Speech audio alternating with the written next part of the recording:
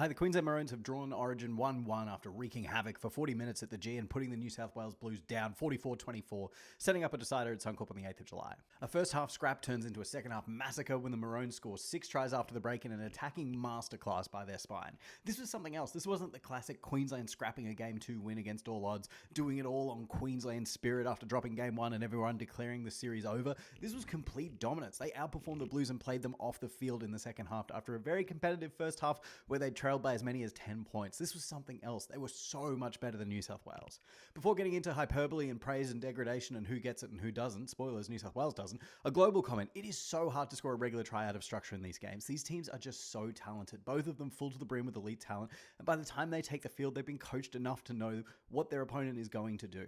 They're both so capable of holding up their own end, of turning away multiple sets on their line, capable of holding back the second and third options in the attack. You need a bit of something else. You need a forward to drop the ball off a kickoff for absolutely no reason, or a grubber to take a fortunate bounce off Munster's hands and back into Cleary's and out to Mark Nawonga Tavase. Or even better, you get yourself a line break when Ponga gets into the line and plays out to Hammer, who steps inside and catches Staggs slipping, breaks Lucas's tackle, and instead of overplaying his hand or throwing a high-risk pass to his winger, takes a tackle from Tedesco, then the best player in his position on the planet goes short side in the midst of the chaos, plays what he sees and finds the greatest Origin player of the modern era, who throws a one-handed no-look speculator as he's mid-tackle to the young protege who puts it in the hands of a guy who's part man, part Hemi engine, and he sets up Trent Liero to go over untouched. All of that on fifth tackle. Hammer, Grant, Munster, 3 guys who are all on the Mount Rushmore of Maroons in their position, all combine and pull off high-risk plays. And a forward who's just come off the bench 4 minutes ago runs his own play in the moment. That's how you do it, baby. We've got Trent Liero doing stuff now. And now we're all caught up with the first half tries. Another point, and holy, look at me being generous to the Blues, they won the first 20 minutes. Barnett and Haas were running rampant. They kept Queensland's sets pretty shallow in the early contest. The battle of attrition was going in their favour, getting the best out of Moses' big boot. They're zipping the ball from sideline to sideline. Then they concede a try where the Maroons have to go to extreme lengths of risk and creativity to cross over, and now the Maroons' most important player has to go off for a HIA. You've got a distinct advantage. You're playing well, and what comes from it? Nil point, 0. Watching this game back, I found myself watching that period closer than the second half. Like, how did New South Wales get that so wrong in the 12 minutes of game time without Munster? And my first answer is, who cares? Certainly not me. But on another view, this is a team being steered around the park by supposedly the best halfback on the planet. What did they do to attack a potential mismatch on his edge? Within 2 minutes of Munster going off, they get a penalty from a high shot by Walker on Kohler and kick for touch. And with 6 tackles inside the Maroons 30, the set ends with Marky Mark barely being taken out of touch by Selwyn Cobbo. A point of the game I'm theorising is the moment Selwyn locked in. And when they go for that play, they're also trying to catch Plath out and react to whatever he does while he's defending in Munster's absence. And Plath plays it so well. He's up and out of the line and he pressures Moses on the pass, and it's Queensland that has the man advantage as the play carries on after that. New South Wales didn't touch the ball for another 4 minutes after that play because Victor Radley couldn't help but give away dumb penalties because he doesn't know the rules of how to tackle. The first of which he should have been sin bin for. Except in the eyes of Klein, coming out of the line and hitting a guy directly in the head is fine if it's Victor Radley, because it's not his fault. He doesn't know the rules of how to tackle. Lay off poor Victor. The Maroons also got another free set when Katoni Staggs batted a ball out of bounds for reasons. Not the greatest game Staggs has ever played. After a very good game 1, he finishes game 2 with 3 errors, 2 missed tackles, 1 try assist, and tries to end Kalen Ponga's life. And let's talk about it now. You're a fool if you expect that NRL referees are going to make consistent decisions that make sense. That's not how this sport works. The interpretation of the rules varies wildly from possession to possession, and I maintain that the call against Ponga from game 1 should have been a sin bin, not a send-off. It's basically a tacit admission by Klein that he got the Ponga call wrong, because it's direct contact to the head with very little effort to wrap, it's dangerous, and has a high likelihood of injury. All of those were present in the Ponga hit on Kohler, and there's no mitigating circumstances for Staggs. Kohler was already falling in game 1. I would go further to say that the risk of injury is actually greater for Ponga because he's completed a pass where Kohler saw contact coming. There's some level of bracing himself. It also makes the call not to send Victor for 10 look worse because that's a very similar hit.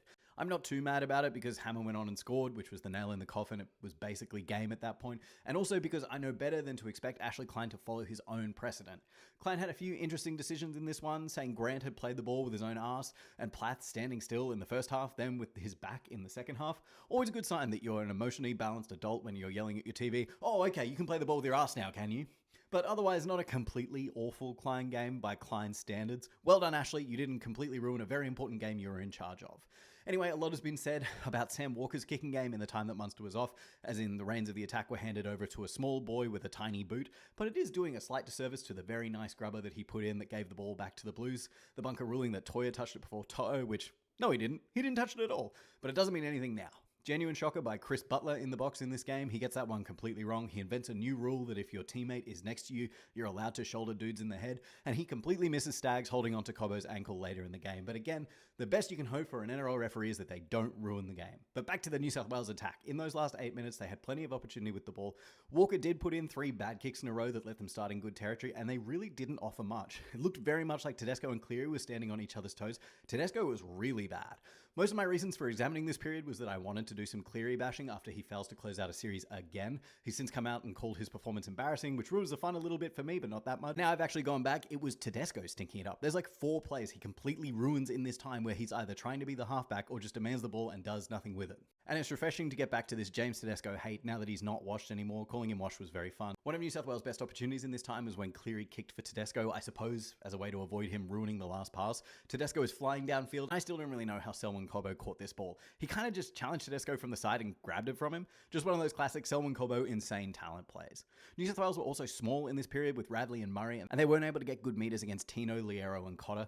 Isaiah Yeo was as predictable and samey as he always is when he plays lock at Origin level, and when they threw it around in the last minute, they ended up with Hudson Young on Jojo Fafita, who had just picked himself off the ground having missed a tackle on To'o, and Jojo wasn't having any of it. Toya joins the party and they take Hudson out, and from there, there's no more even slightly positive talking about New South Wales because the second half was Queensland raining destruction on them through their left edge of Cobbo, Hammer, Ponga, and Walker, and Munster, and Harry Grant. Basically, the Maroons left the field with a laugh and came back out with a belt, and trapped New South Wales in their own 30 for 3 straight sets. Selwyn Cobbo setting the tone with his first run, breaking 2 tackles and going 20 metres, then putting Cleary into the dirt on his next run.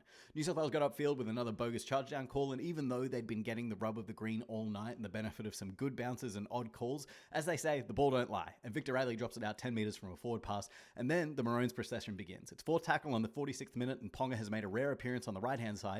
He gets into the line and holds the ball so long it freezes both Moses and Kula. To'o has to make a play on Toya, and he taps it onto Fafita, brackets fast, and he's away, but again, sensibly takes a tackle that doesn't attempt to overplay it. Then Walker puts up a bomb. Toya times his jump perfectly to catch it with his back turned and his hands free to play to Plath.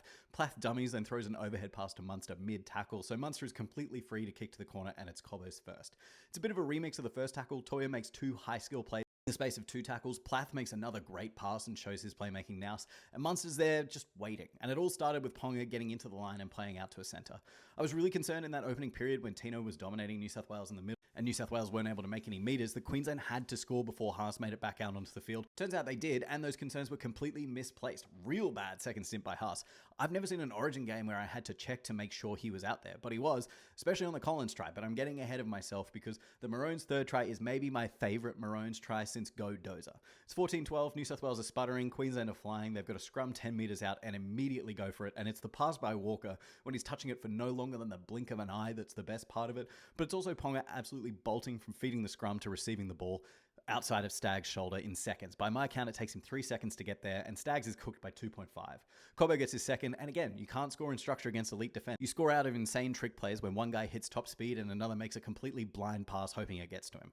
This is Ponga's only recorded try assist from this game, but he had a hand in basically everything for Queensland. He was incredible, and he wanted more, and he got it by going at Nathan Cleary's throat. That right edge of New South Wales are in for a tough task. Dylan Lucas being expected to play 80 minutes on debut on the opposite side of the field to where he plays every week. Marky Mark on debut. Cleary playing with pain injections for his hip after contact with AFB's head in game 1, and Staggs being beat like a drum by Hammer and Ponga. I was of the belief that Katoni Staggs is the best defensive centre in the game, but actually all this time I was talking about Robert Toya, who was insane again. Katoni probably gets dropped if I know anything about New South Wales selection strategy, and I would be glad if that lit a fire under him and he played the rest of the season mad as hell. It's only a moment later that Harry Grant decides he'd like a bit of that barbecue chicken, and he goes right through Radley and Cleary, puts Ponga into space, and New South Wales have numbers to cover the breakout left. Teddy makes a cover tackle and Katoni makes it back. That leaves poor retreating Brian To'o on an island with Fafita brackets fast, and once the camera goes to the wide shot off Munster's boot, you know it's over. Fafita is, as we know, a near Olympic level sprinter, but he should be Fafita brackets elite athlete, capable of anything. What a grab. Billy backs him after a quiet achiever performance in game 1, and he delivers again in game 2. New South Wales got back on the scoreboard via cheating. Again, the aforementioned newly invented rule that you get to shoulder charge blokes in the head if you're next to a teammate. And then Marky Mark freezes Selwyn Cobbo in place with a study step, made a whole lot easier by Staggs freezing Cobbo's foot by grabbing it. And Cobbo is such a nonchalant character that he didn't want to draw anyone's attention to it in the moment, but it means that in this series the Blues are yet to score a genuine try. It's garbage time try doesn't count either. In 2 sets time, the Maroons are over again for Hammer's first. Ponga getting the ball away as Katoni is trying to be the hero and shut the play down before it begins, getting that completely wrong. Ponga gets the ball away anyway, and since he's gone from the play, Cobbo and Hammer are left to tease Nwanga Tavase on their way to the line. Beautiful kick inside by Cobbo, 2 Dolphins tear apart a rooster, Artie beats and sits back in rugby league heaven and laughs. This has been spoken about elsewhere, and I mentioned it around game 1, but Hammer is going to end up the all-time Origin try scorer, and he might do it before he's 25. He's now 3rd all-time with 13, and he turns 25 after game 3. You're telling me he can't score 5 in the decider? Have you seen this guy? He's a fullback week to week who turns up 3 times a year to play center and dominates. He defends like a maniac, runs with abandon, can't be tackled. He's on my Maroons center Mount Rushmore with Mal, Inglis, and Hodges.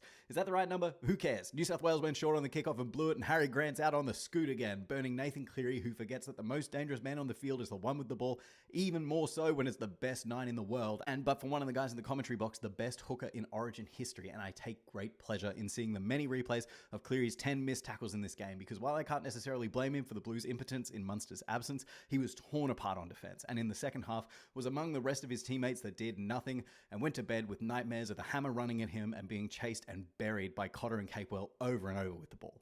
Of course, I shouldn't take away from Mr. 2 Mouthguard, who's always backing up. Lindsay is the modern successor to Nate Miles. He's always around, makes bulk tackles, runs onto a ball with no regard for his own safety. Still one more try. Basically, everyone from Queensland was trying to get one in the end. Ponga came close. Tino came really close. That would have been nice. But the night had to be capped by Ponga, Hammer, and Cobbo, going right back at Cleary and Marky Mark. And Selwyn has a couple spare blades of grass between himself and the sideline, and he puts it down with a smile for the most nonchalant Origin hat-trick of all time. What a game. What a win. And just a few extra notes in case you have any questions. I don't really mind that Walker was man of the match, but having gone back on it, Cobbo deserved it more. Ponga silver medal, even though Walker was incredible and remains 100% off the tee.